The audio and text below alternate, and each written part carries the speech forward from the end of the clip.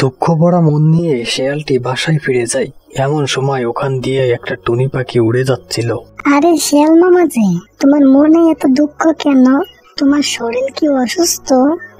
আর বলো না টুনি পাখি, বাঘ ও সিংহ মামার কাছে আমার বাচ্চাদেরকে রেখে আসছিলাম, কিন্তু পরদিন গিয়ে দেখি আমার একটা বাচ্চা আর নেই।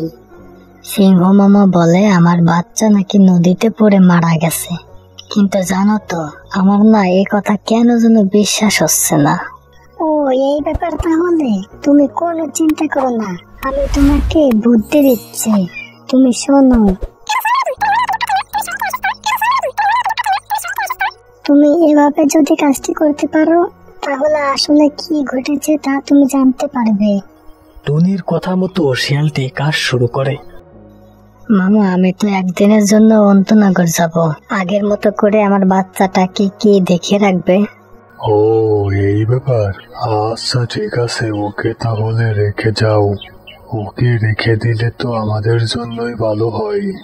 আচ্ছা মামা, আমার বাচ্চাটা তাহলে থাকলো তোমাদের কাছে, তোমরা কিন্তু দেখে রেখো।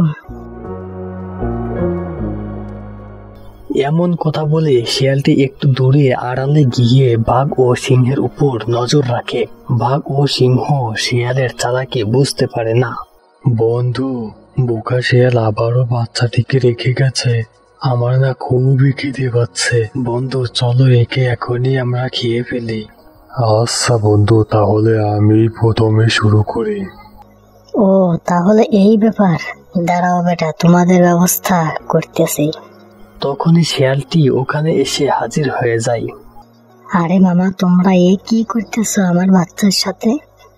আরে ভাগ্নি, তোমার বাচ্চাকে একটু আদর করতেছিলাম। তা তুমি না অন্তনগর যেতে চাইলে, তা যাওনি? না মামা, আজকে আমার শরীরটা ভালো লাগতেছে না, তাই ভাবলাম আগামীকাল যাব।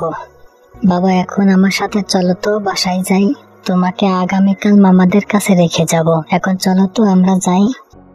এমন কথা বলে শিয়ালটি তার ছানাকে নিয়ে বাসায় চলে আসে।